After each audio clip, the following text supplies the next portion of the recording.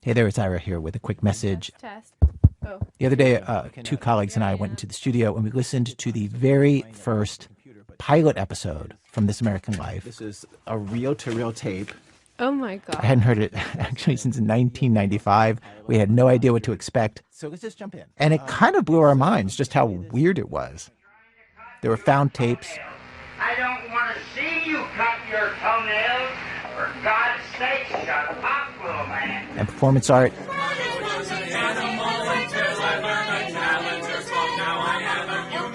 And just some very bizarre pacing. But like, how many minutes are we in to the story? We're 16 and a quarter minutes into this. That's unbelievable. I was really surprised what this pilot was like. Very avant-garde. Okay, well, let's find out what's going to happen. And I mention all this because if you sign up as a life partner, you can hear this bonus episode and many, many more that we've made. Plus, you get our show without any ads. You get hundreds of favorite episodes that show up right in your podcast feed. And most of all, you help us keep our show going. If you've been thinking about joining, try it out.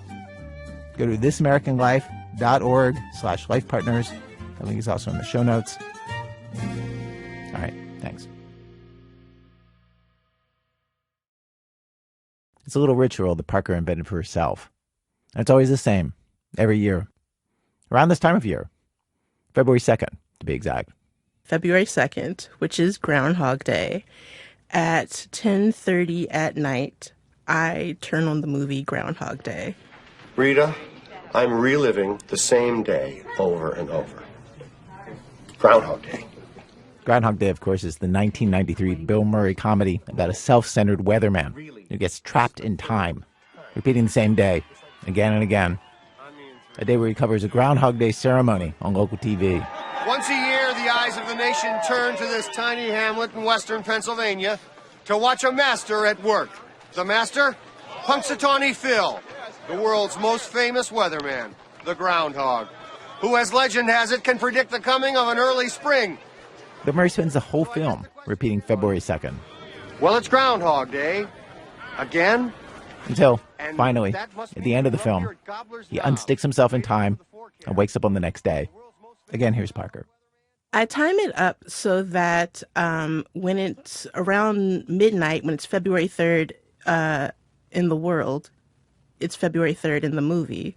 So when it's February 3rd in the movie, it becomes February 3rd in the world, which is my birthday. So I do it as I call it like I'm slowly boiling myself into my birthday. Parker says she's not a big birthday person. But this is a little thing she's done for herself to mark the day ever since she was 22. I first saw Groundhog Day in a film class. I was in a program where I was like the only black person, the only woman. Everyone was 10 years older than me. So wow. This was like film studies? This is film school, yeah. Okay. But so it was a very lonely place. So she created this birthday movie night for herself to do alone. That she still does alone every year with the film Groundhog Day. That she's going to do this year for the 16th time. And maybe you think that means that she's really into the film Groundhog Day. Nope. I don't love the movie. The movie's fine. Like, it's okay. I don't mind it. I don't find it... It's not my brand of humor. Also, like, it's... I don't know. In the 21st century, some of the stuff is fairly problematic. So, like, for instance... Well, there's whole sequences where I think Phil Connor, who is Bill Murray's character, is trying to seduce two women. Mm-hmm. And he keeps repeating the day so he can, like, ascertain information to seduce them. Can I buy you a drink? Okay. Sweet vermouth on the rocks with a twist, please. So it's not, it's not, like, known consent. Right, so he's tricking them into it. He's tricking them into hooking up with him. Can I buy you a drink? Okay. Sweet vermouth, rocks with a twist, please. That's my favorite drink. Mine, too. It always makes me think of Rome. The way the sun hits the buildings in the afternoon. Parker says there are lots of films she'd much rather be watching once a year, year after year. Like her favorite film, Point Break, the Keanu Reeves surfing film. That I can watch forever and not be mad about. Like that's fine. But the past however long years I've watched Groundhog Day, again, it's fine. It's fine, but you do it every year. Maybe I don't totally understand why I still do it, like, for so long. But it works for me. Like, it's a thing that I can do for myself, by myself. And the repetition is comforting, even if I'm forcing myself to do it. Like, I'm not a person who's good at repetition. Like I ADHD, my brain's all over the place. But February 2nd, 10:30 p.m., I can turn on Groundhog Day. I know what I'm getting into. And then I am absorbed by the movie. And then all of a sudden it ends and I go, oh, that's right. It's after midnight. I was born. There's a comfort in that. But the thing that makes it feel comforting is the repetition. And it's a movie about how awful repetition is. Yeah, there's an irony to it. I'm aware. But I like the repetition. Groundhog Day, the repetition is awful, but like the end result of the repetition isn't half bad. Like Phil totally improves himself. He learns like how to be a considerate human being. One of the last things he says to Andy McDowell in the movie is like, what can I do for you?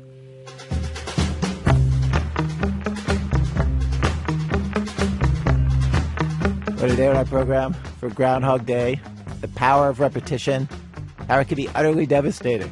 To do something you love dozens of times or hundreds of times, you can rob it of all feeling. You can turn it into drudgery. But repetition can also do the opposite. The more you do something, the more you can find in it and live in it. I've said these next few words hundreds of times, and I say them today, excited for what is to come this hour.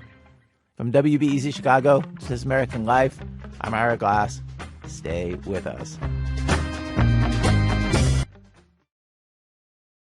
This message comes from Wise, the app for doing things in other currencies. Sending or spending money abroad, hidden fees may be taking a cut. With Wise, you can convert between up to 40 currencies at the mid-market exchange rate. Visit wise.com. T&Cs apply.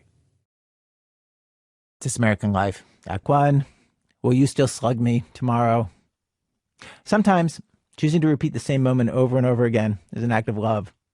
Aviva de Kornfeld has his true life example. Bridie and her dad, Bryn, have been playing the same game for decades. It's called a pinch and a punch. The rules of the game are you say pinch and a punch, first day of the month, no returns. Obviously, the no returns is important.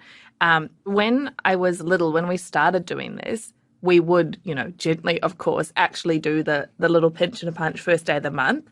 One of them would actually pinch and punch the other. But over the years, as the way we've done it has become more inventive and stylish, and now that we live in different countries, obviously the physical element is kind of removed. So it is often just something written down or over the phone. Okay, so it can be any form. It just has to reach the other person before their pinch and punch reaches you. That's right. They first started playing this game when Bridie was really little. She can't really remember ever not playing it. It was just one of the many games they played. Bryn traveled a lot for work when Bridie was young, and the games were a way for them to stay connected while he was gone. But pinch and punch, this is the game that stuck. It kept going for years. It really leveled up when Bridie was in secondary school. One day, when Bridie was 14, I got pulled out of class and sent to the principal's office. So I immediately assumed I was in deep trouble. And I was a very good kid at school. I never did anything naughty. So going to the principal's office was, really out of character. So I was immediately terrified. So I walked to the principal's office and there's the principal. There's this other guy holding a fancy looking envelope. I open the envelope, message for Bridie Connell, and it's pinch and a punch, first day of the month, no returns. And I think at that point, in Dad's mind, I'm pretty sure he's gone, okay, well, I've escalated this game to the, highest degree. She's never going to come back from that. But I think he forgets that he has passed on his extreme competitiveness to me. And from then, it kind of kicked off. These days, now that Bridie's grown up and moved out, most of the pinches and punches are low-key. A phone call, a text. Sometimes Bryn or Bridie will try to disguise the sentence in an email sent to the whole family. Bridie says her dad has learned to not open anything from her that's sent just to him on the first of the month. So, month in and month out, Bryn and Bridie are living in this very specific type of loop, where in order for them to stay in the loop, they have to keep changing it, inventing new ways to win. Once, a few years ago, Bridie had to get jaw surgery on the first of the month. Her dad was her next of kin, and so she mocked up a fake medical form for her dad to sign and convinced the nurse to tuck her fake form in with the rest. Bridie proudly won that month. That was kind of a famous win for her, actually, because while Bridie wins more often, her dad's wins tend to be more memorable. His have more flair. Like, once he convinced Bridie's best friend to interrupt her own wedding to deliver a pinch and punch. He even got Bridie while she was on live radio. The family is from New Zealand, but Bridie lives and works in Sydney, where she was a guest on this weekly local radio show. And Bryn conspired with the host to get her on air. Hey, Bridie. Yes. I got an email today from New Zealand. I don't often get emails from New Zealand. But thankfully, you have also been trained in the internet. It was from... Was it from Mum or Dad? Do you know a man called Bryn Connell? Bryn Connell? Okay, that is my dad, yep. We had a long discussion about the seasons, days of the month, New Zealand time being... Oh, no, you didn't! A pinch and a punch for the first of the month. He says on his understanding with New Zealand time... Over time, the rules have evolved. No middle of the night calls. You have to respect time zones. Also, the game is formally suspended on New Year's Eve, since Bridie and Bryn would hijack the countdown for their game, and, according to Bridie's mom, kept, quote, ruining the holiday. Bridie says her dad escalated the game to a whole new level in 2019. She was flying home to New Zealand for her cousin Jeremy's 30th birthday party, and the flight was on May 1st, very early in the morning. And as you know, we have rules about really, really, really early morning wake-up calls, and pinch and a punch calls are not allowed, and they haven't been allowed for years. So I thought, I'm just going to have to wait. I'm just going to have to hope that by the time I arrive in New Zealand, which will still be fairly early, that Dad's forgotten and I can get in there and win for the month of May. And then, you know, that was all I thought about it. And then I got onto the plane, I boarded, I took my seat, and I'd sat down on the plane, and then about 5 minutes later, while everyone's still, you know, filing into the plane, the cabin manager comes up to me and says, "Oh, excuse me, Miss Connell, you've been moved." The flight attendant tells her she's getting bumped up to premium economy and brings her to her new seat. And then he said, "Oh, by the way, I've got something for you." And he handed me an envelope.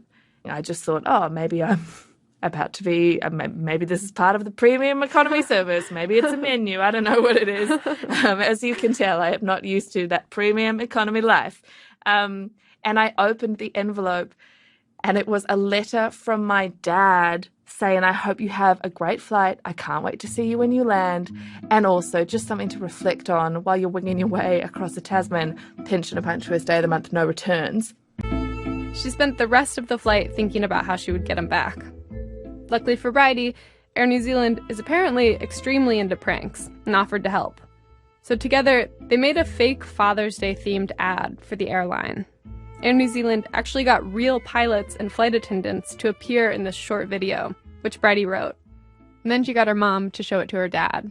It's Father's Day in New Zealand, and we want to say thanks to all the amazing dads out there. Thank you. Started off, "Thank you for being such a wonderful dad." Well, that's generic. This, of course, is Bryn Connell. The video starts out thanking dads for doing regular dad stuff. But as it progresses, it starts getting more and more specific, naming things Bryn has actually done. Yeah, "Thank you for building me a fort when I was young." I'm thinking, oh, I did that. And they were saying things like, "Thank you for your really bad dad jokes," someone would say. And I go, "Oh, I do that." "Thank you for cooking such great roast dinners." I do that as well. I was naive.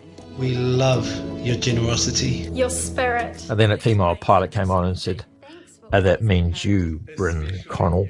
Yes, you. "Bryn Connell, you're always playing jokes." And then when the video changes and it becomes clear that they're talking to him, he just obviously does not compute for like 10 seconds. And then he was like, what, hang on.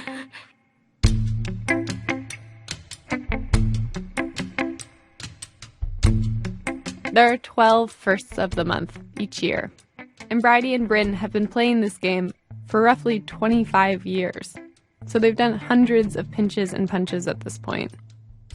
The thing about having such a long-running game, though, is that life happens all around it, all the good and bad. A few years ago, Bridie lost someone very close to her. Over the period of this tragedy, the first of the month rolled around, and I thought, should I do something or not? Because she was feeling very bruised and lonely and desperate. And I chose to, and it was just something that she could reach out to and go, yeah, Dad's here. It's okay. And she just came out to me later and gave me a big cuddle and said, that's just what I needed. Thank you, Daddy. And she only calls me Daddy on very rare occasions. And I can't remember what it was. I think it was just something fairly banal that month, but it was, I'm in your corner, honey, I'm still here. There's a lie built into the premise of Pinch and Punch. It's when they say no returns. They say it every month, and every month they return. Act 2, I'll repeat the question. So our show today is about Groundhog Day and what repeating the same thing over and over can accomplish or reveal. And I don't want to say much about this next item before it starts, except to say that it is a common thing when radio reporters sit down to interview somebody. We have to set the record volume properly. So we need the interviewee to just say some words about something while we set recording levels. And so we'll ask some kind of, neutral question to describe the route they took to work that morning or what they had for breakfast. This comes from radio producer Talia Ugasteres. This needs to be actually quite close to you. Okay. Can you tell me what you have for breakfast so I can check the levels? Yes, the answer is probably I can't remember. Really? Oh no, porridge. Porridge and blueberries. You always have the same thing for breakfast. It's not hard to remember. Okay, porridge and blueberries. Do you want to tell me what you've had for breakfast this morning? Oh, if I can remember. Oh yes, I had as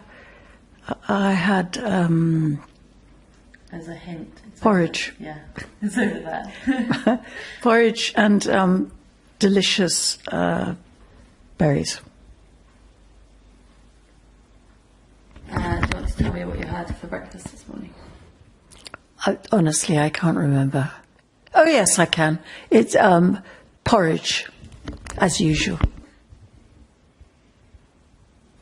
I'm just going to check the levels, so do you remember what we do to check the levels? No. What did you have for breakfast this morning? Porridge and berries. So, okay, I just need to check the levels. Do you remember what we do to check the levels? What we talked about? What I had for breakfast? Yes. Okay, so I had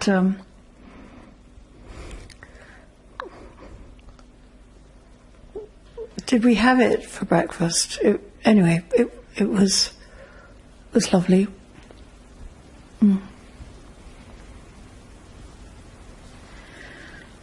Just a last mouthful.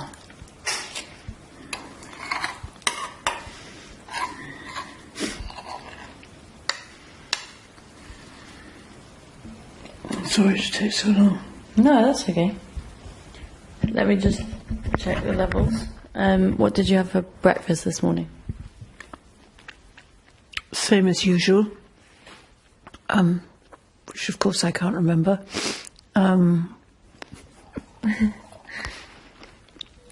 It's in your mouth. What does it taste like then? It tastes absolutely delicious. I'm flattered. What did you have for breakfast this morning? I had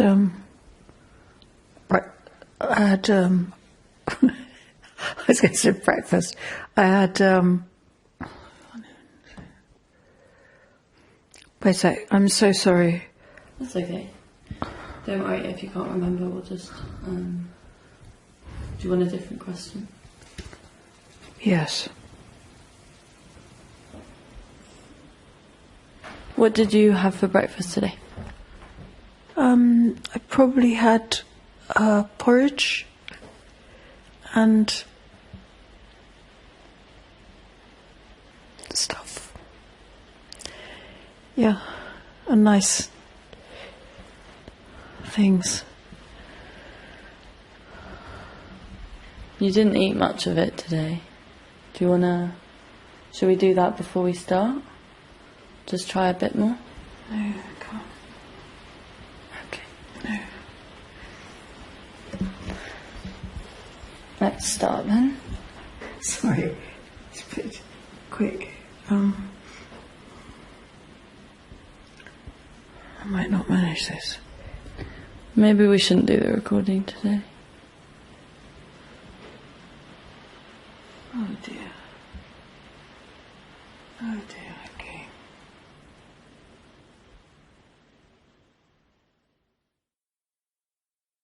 That story from Talia Ugastedis. She's the creator of the podcast Unreality. She first produced this story for Shortcuts, a Falling Tree production for BBC Radio 4. Act 3, Raiders of the Lost Chard. Sometimes the repeating situation that you find yourself stuck in every day is something you do not like, and you want it to end. And I guess like, Bill Murray, who is caught on repeat in that old movie, you have to strategize and figure out how to minimize the unpleasantness. David Kestenbaum has this story about that. The garden was a thing of beauty. Jeff had just moved into a new house in Middletown, Delaware, kind of a rural area. The house did not have a garden, so he built one. Jeff is a do-it-yourself kind of guy, handy with stuff, fixing cars, things around the house. The garden he makes is pretty big. He turns over all the soil, plants rows of seeds. Takes a long time. It's really pristine, everything's labeled, backs up to a field, so it's pretty good scenery. Sometimes I'll just sit out there and just relax, look around, look at the different plants growing. It's really peaceful. But gardening, as the writer Margaret Atwood has noted, is not a rational act. In nature, plants do not grow in tidy, pristine, labeled rows. In fact, nature does not care at all about your little setup.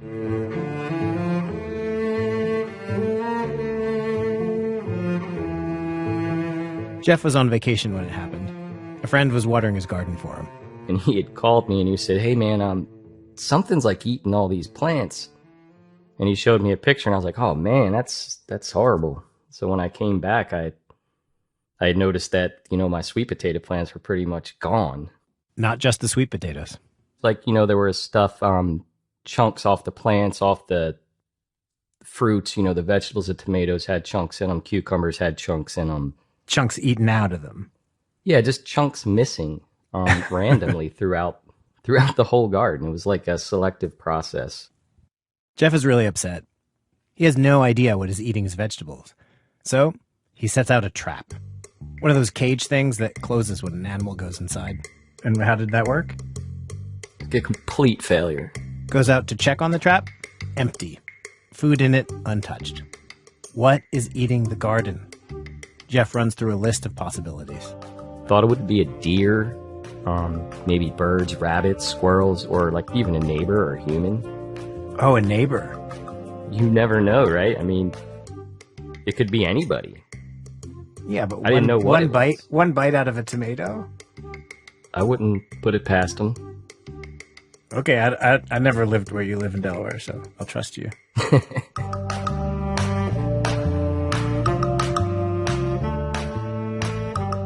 Jeff thinks enough with this. It really is driving him kind of mad. So he gets a motion detector camera. He borrows it from his brother, uses electrical tape to tape it to this old bucket he has, and sticks it in the garden. It's one of those cameras that sends videos to your phone. So Jeff waits. He does not have to wait long. I'm at work. Actually, it was like right at lunchtime.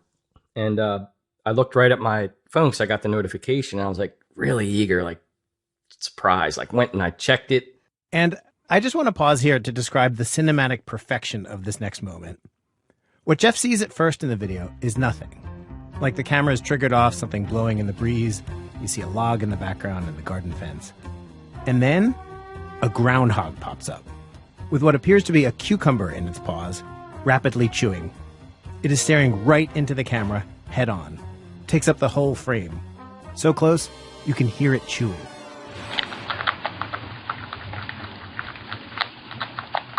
Really funny to see. He's just got this look on his face. It was almost as if he was saying, yeah, it's me. I'm the one eating your garden up. What are you going to do about it? What are you going to do about it? So at first, when I saw it was a groundhog, I was like, oh, they dig. So I was like, I'll put the logs around. Like around the base of the fencing? Around the base. Maybe that'll help. And no, it didn't. Then I was like, well, let me try to get a little bit more slick. And I would put like garden boundary, like landscape boundary. I would put it under the ground about maybe like a foot. So it'd be like a wall almost underground. And so even if they did dig, they'd hit the wall, right? And you'd think they would stop, right? Right. No. They just keep digging down until they got under it and then came back out the other side like it wasn't even there. So these are the kind of things I was dealing with, along with seeing him in the camera every day. Every day it was, get up, drive to work, alert on phone. Groundhog. Get up, drive to work, alert on phone. Groundhog. The only thing that changed was the image. Groundhog with one of Jeff's tomatoes. Groundhog with zucchini. Groundhog with corn. Never peppers somehow. Apparently didn't like peppers. He is in a Groundhog Day situation with an actual groundhog. Who, if he has to admit, is kind of cute. So I said, you know what? I'm going to name you Chunk. It seemed very fitting because he was taking chunks out of the vegetables. I feel like once you name the groundhog, you are crossing some kind of line, you know? I think you lost in that moment. Probably, in some senses. At some point, a female groundhog turns up. Presumably she was Chunk's partner. Jeff names her Nibbles. But now he has two groundhogs. Weirdly, both of them would pop up on camera together, facing the same direction, each eating something of his.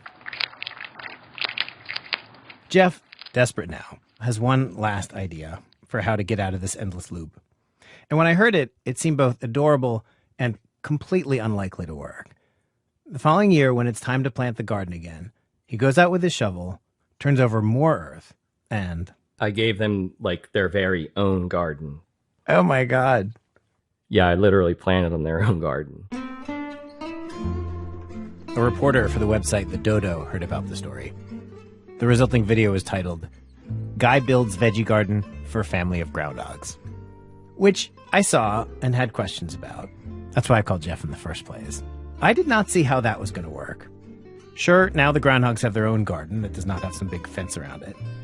But wouldn't they eat their vegetables and then still break through the fencing into his like before? What's to stop them? Did the plan actually work? The goal was to get them to stay out of your garden. Do they stay out of your garden? Yeah, for the most part, because you give them their own plants around that are easier for them to get to, and then you kind of secure yours up more to where it's more effort, and it's just like anyone, they're going to go for the easiest, thing, right? The lowest hanging fruit. That's kind of genius, I have to say. It works. You said for the most part. Well, I mean, yeah. There are times when they will still eat my vegetables, right? But it's not as bad, right? Because they got other options. But if they somehow happen to get into my garden, which they have, especially the babies, because the babies are real small. Wait, so they can get in. Wait, babies? Oh, yeah, we have babies. How many groundhogs do you have now? 7. I feel like you started out one place and you ended up in a very different one. Very. I embraced it, And especially with seeing them in the camera, it was like it made it easy to give up. Seeing them in the camera every day, it eventually won my heart over.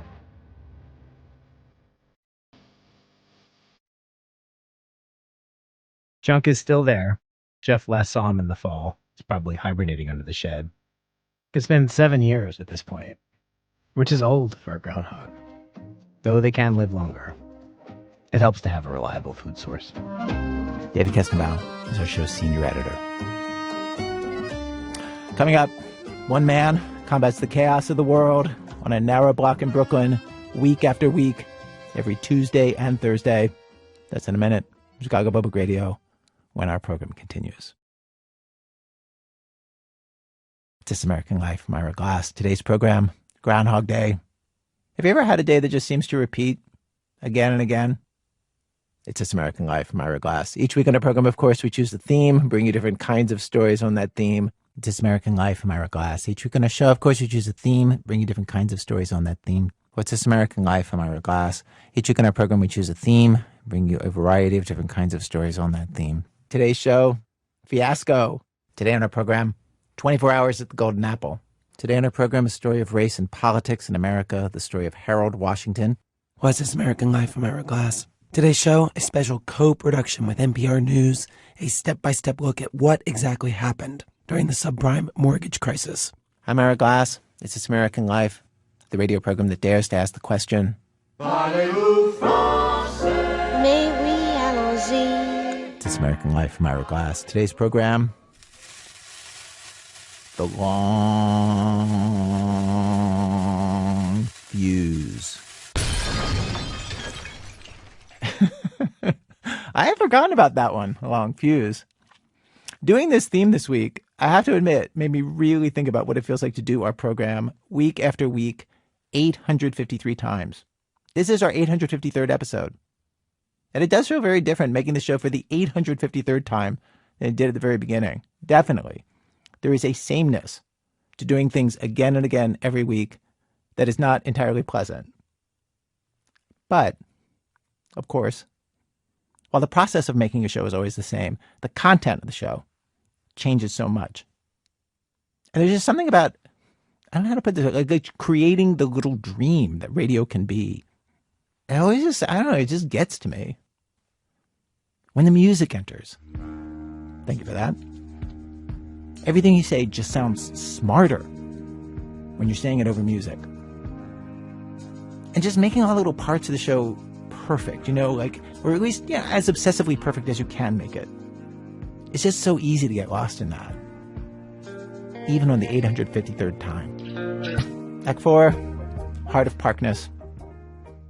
People who own cars in certain cities really are just asking for pain. Certain cities are not set up for them and deliver regular, repeated punishment to car owners.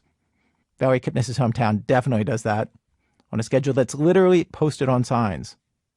Growing up in New York, you sort of get used to the fact that for a few days every week, your street becomes total chaos. That's because the street cleaning truck is scheduled to come through. The first day, you can't park on the left-hand side, so the sweeper can drive down that way. The second day, you can't park on the right. And it's not like there are empty spaces on other blocks you can move your car to. So, all over New York, what people do on street cleaning day is double park. They move their car so it's sitting next to the row of parked cars on the other side. And then they just leave their cars there, double parked, unattended, in the middle of the street for 1.5 hours, making room for the street cleaner to sweep next to the curb where their car had just sat. 8 million people, and this is the system we use. A few years ago, I moved to a new neighborhood where the situation is even more intense. The street I live on now is incredibly narrow, just under 25 feet across. I know because I measured, which means that if you don't double park perfectly, very close to the row of already parked cars, you end up blocking all traffic. No cars, no street cleaner can get through. And if one neighbor doesn't come out and move their car, that can block all traffic too. But this new street I live on also came with something I'd never seen before. A guy who twice a week has made it his job to try to make this all run smoothly. His persistence, his dedication to this thankless job has always sort of puzzled me. So I went out with him on a Thursday this fall. His name is David, in his 50s, a former Marine, and as it happens, my landlord. It's a few minutes before 11:30 when the whole thing begins on our street. David's wearing his usual uniform of a crisp gray cotton t-shirt and basketball shorts. 11:30, just get in your cars, double park them. and everything works like a charm. Brandon, how are you? They're going to be moving their cars now. You hear me? Like I'm becoming like a gecko. A blabbermouth. But David always worries he's coming on too strong. yeah. So he's moving now. The guy in the white car's moving. Bob's moving. You'll all be able to put your cars right down there. His goal this morning is to get everyone on the left side neatly double parking down the middle of our street. To do this, he tries to know everyone on the block, which cars belong to who tends to run late, who runs early, who's new around here, who needs a reminder. Like, let me read you some of our most recent texts. Hey Valerie, it's time for the car. Hey Valerie, is that your car across the street? Hey Valerie, don't forget about the car. Today, I'm on time. You know what? You should go right between there. Well, this guy's going to leave right now. I think so. Yeah, he's waiting for his wife. But you go right behind James. Where are you going to pull up? I'm going to see what I got to do. David's got a black Grand Cherokee Jeep. It's about midway up the block. Because I'm going to either pull up on the sidewalk right here, tell him to move in, or whatever it is. Oh, no, the honking's starting. Yeah, you're going to have to. All right, I'm moving my car. He spots James, our neighbor, who just walked out of his house. How are you, James? Are we supposed to move the car? Yeah, we're double parking now. So we're trying to make a plan. She's going to move her car now, too, so you might as well, if you want to pull right here for now, and she's going to move, and then you could follow suit. David nods his head in the direction of my car. Like, come on, enough with the interview. All right, I'm moving. It's a really tight parking job. You have to get so close to the car on the other side of the street that your side view mirrors touch. Yeah, we back up. Just back up about another... I'll tell you when to stop. Right. Just watch your side. Don't get... Yeah, you're good. Sometimes, when I don't do a good job, David will offer to help, grab my keys and repark the car for me. Today, I do okay. He lets it be. It's a couple minutes past 11:30, when all the cars are supposed to have been moved, but only a few have. A few other neighbors, one holding a toddler, the other clearly on a work call, have started coming out of their houses. David waves at them and signals for them to move their cars. We've still got time before the street sweeper comes. What are you going to do? I got to sit in the car. Okay, I'm going to sit with you then. We climb in. He double parks. Before David started doing this job, when he was still just a kid growing up on the block, someone else did it. He was kind of a local legend, a guy named Eddie. Like years ago, Eddie DeMayo we called him the mayor. You know, we were kids and we used to sit there and just watch him like he's out of his mind. One old timer on the block told me, hey, don't make a hero out of Eddie. Apparently, he was a complicated guy. Would sit in a lawn chair in the street so that cars couldn't get through. Once laid down in the road to save a parking spot for his daughter-in-law. But still, he kept things in order. Like the chess master. You go there, you go here. With you going there, you're going to make it easier for him to pull over there. He's going to come out now, he's going to pull behind you, and everything works. Oh, I know someone who does something just like that, David. Yeah, I know. I became that person. Actually, it wasn't like David just became that person. When Eddie got old, he actually passed the mantle to David. Years ago, he goes, Dave, you took the helm. But it's gotten harder. When Eddie was the street parking conductor, most houses had one car, and the neighbors all knew each other well. We're all kind of on board with this parking system. They'd grab the keys and move the car for one another. But recently, this block has really changed. Something like a quarter of the houses have been sold to new folks. Used to be a blue-collar, Italian neighborhood. Now, it's got people with enough money to throw millions of dollars into buying and gut renovating entire brownstones. On street cleaning day, the new people seem happy to leave their cars and get a ticket. And also, because of their renovations, there are constantly trucks parked on the street which take up space in this game of parking Tetris. Michelle, one of our neighbors, walks past us, looking frustrated. David points to her and shakes his head. Michelle. She's looking for a double park spot now. And she lives on the block. It's ridiculous. Michelle can't double park her car because there's a Tesla in front of her that hasn't moved in a couple weeks. And there's a construction dumpster behind her. If she pulls into the spot in the middle lane that's across from where she is right now, she'll block the entire street. This kind of stuff happens all the time. And David knows how he sounds saying this, like some old guy at the park feeding the pigeons and complaining. His words, not mine. But it really didn't used to be this way. Parking is, we grew up a certain way. We learned a certain way to how to handle yourself and to be, courteous. Look out for your family, your neighbors, or whoever. Everybody on your block was like family. Okay, and now, what is it? What is it now? I'm trying to think of a word. It's empty. Empty.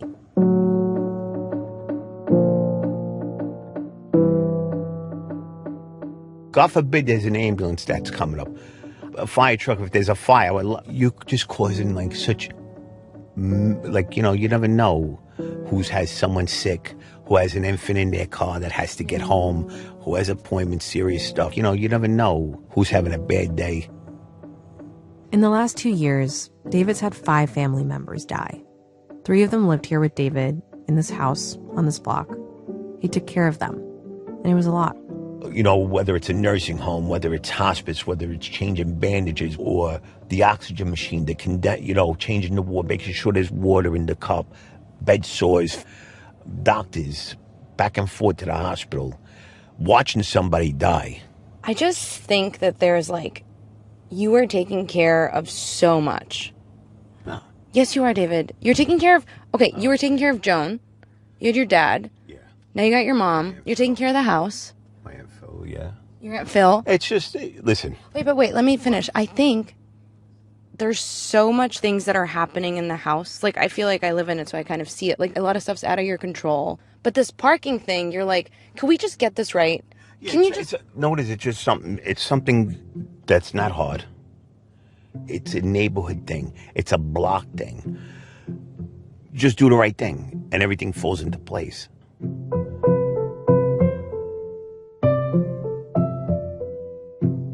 $11:45.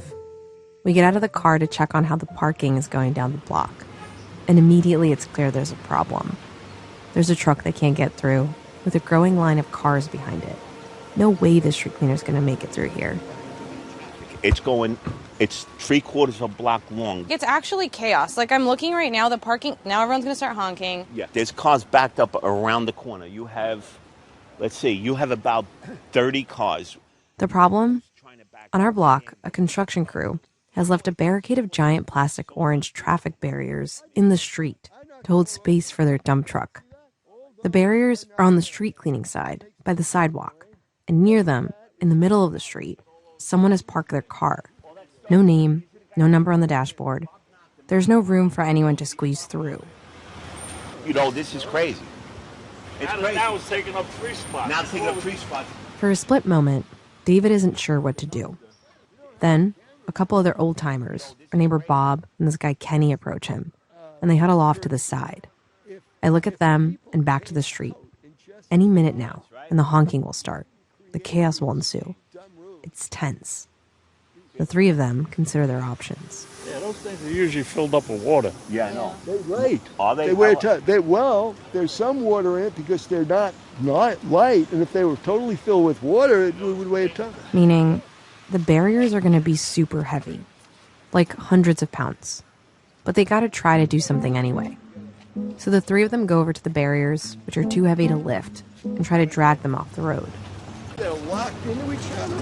I put them in on as one. Yeah, now they're down, they're clogging up the sidewalk. Hello, baby. David, that looks pretty heavy. It's got weight. This is constructive vandalism. We're helping each other. Like local heroes, eh? It takes a while, but they manage to drag the barriers next to the lawn of the house undergoing construction. Now we have enough space. We have enough street there for one car. The truck is able to get through. The line of cars finally starts to move. And then, after them, comes a street sweeper. Sweet, sweet victory.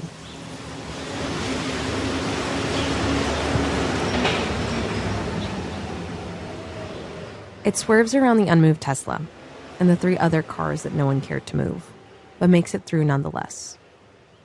There's no celebration, no moment of victory. David heads out to pick up his mom's meds. Then he comes back to feed the birds, because he actually does that. In a bit, David gets in his car and moves it back to the left side of the road, checks to make sure Ivory parked mine correctly, that the others have too. The barriers will reappear overnight, except this time they'll take up more space. David, Bob, and Kenny will push them to the sidewalk again, and then again. The Tesla won't move, the neighbors will be late. Every week, the cycle will repeat itself. This little universe will break apart, and David will put it back together again. Act 5. It's been a hard year's night, and I've been working like a hog. So Punxsutawney Phil is not the only groundhog who gets drafted into annual Groundhog Day ceremonies around the country. There's actually a website, groundhogday.com, that lists over 3 dozen of these poor critters around the United States and Canada. There's French Creek Freddy in West Virginia, Woody the Woodchuck in Michigan. There's a groundhog in New York City at the Staten Island Zoo. In New York in the past, the city's mayor used to be part of the groundhog ceremony until 2015, after Bill de Blasio dropped a groundhog. It died later that same week. The current mayor, Eric Adams, is a well-known rodent hater who launched a war on the city's rats, and he has never shown up in person to the ceremony. And as the man who runs the city, he could use his powers to try to shut down the Groundhog Day ceremony on Staten Island, once and for all. And there's somebody out there who would like that very much. We are pleased to bring her to you now. This is a This American Life exclusive. She's a resident of New York, specifically Staten Island, more specifically, the zoo. Dear Mayor Adams, I'm the groundhog. My name is Susan. I'm 9 years old. I have 48 children. None of them are potty trained. All of them need braces. Their fathers are always digging and never helping.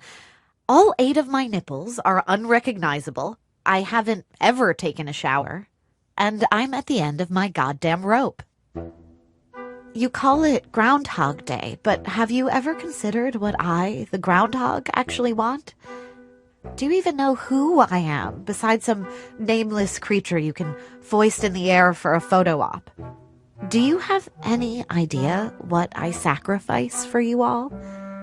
Because when I think about it, from the time I turned 2 and started having litters of tiny hairless babies, I have been expected every year to decide the fate of the Northern Hemisphere, of the planet.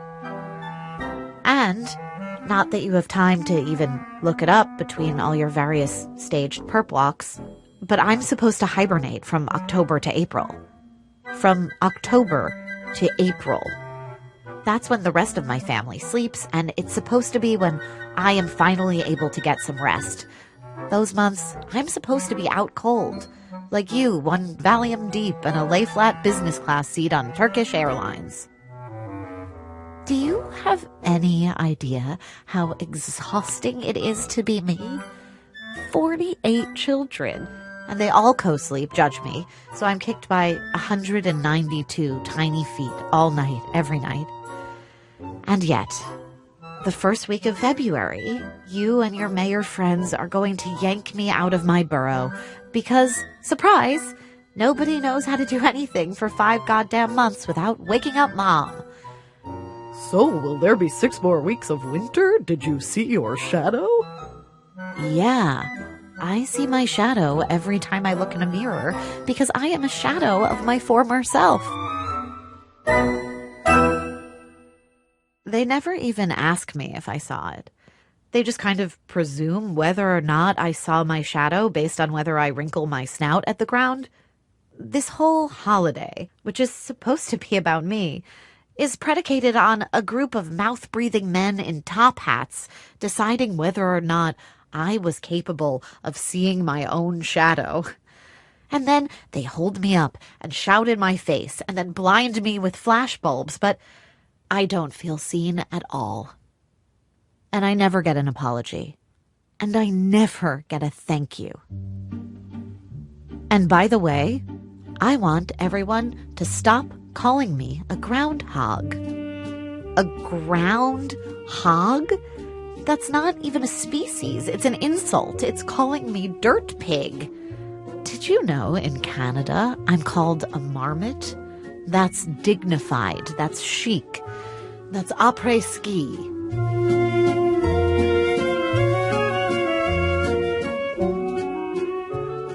Okay, I hear myself. I know how I sound. I sound exactly like my mother and her mother before her. I come from a proud line of groundhogs who have done this job year after year. And I'm not here to complain. No. Whatever I say, I know it's not going to make a difference. It doesn't matter.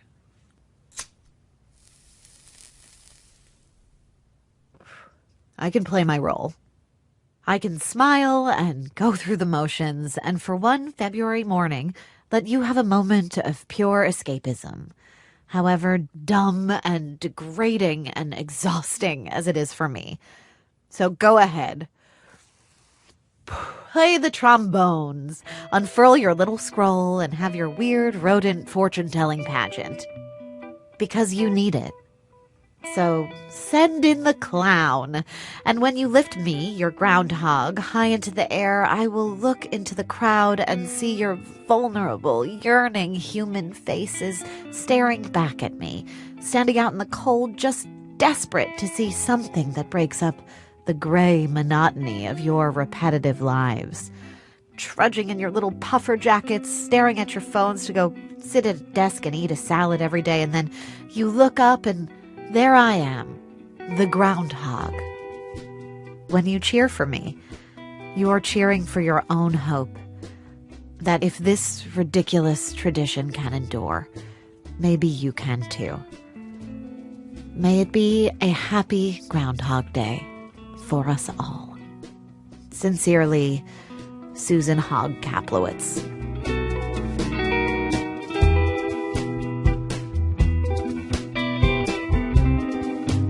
Susan Hogg Kaplowitz's letter to Mayor Adams was written and read by Bess Kalb. She writes books and other funny stuff. Her newsletter, which you can find on Substack, is The Grudge Report. Our program was produced today by Aviva de Kornfeld. The people who put together today's program include Bim Adewunmi, Jindai Bonds, Dana Chivas, Michael Kamade, Angelo Gervasi, Hannah Jaffe Walt, Tobin Lowe, Miki Neek, Catherine Raimondo, Stone Nelson, Nadia Raymond, Ryan Rummery, Lily Sullivan, Francis Swanson, Christopher Swatala, Julie Whitaker, and Diane Wu. Our managing editor is Sarah Abdurrahman. Our senior editor is David Kestenbaum. Our executive editor is Emmanuel Barry. Special thanks today to Carrie Rose Thiessen, Ethan Brooks, Eddie Wong, Lindy Wade Dlamini, Saudi Tsukada, Avery Trufelman, and Ned Ryerson. This American Life is delivered to public radio stations by PRX, the Public Radio Exchange. To become a This American Life partner, it gets you bonus episodes, it gets you ad-free listening, it gets you hundreds of greatest hits episodes that show up right in your podcast feed. Go to thisamericanlife.org/life partners. Also very important, signing up this way also helps keep our program going. Thanks as always to our program's co-founder, Mr. Troy Malatia. You know, he is not a very good dance teacher. You go there, you go here. With you going there, you're going to make it easier for him to pull over there. He's going to come out now. He's going to pull behind you, and everything works. I'm Ira Glass. Back next week with more stories of This American Life.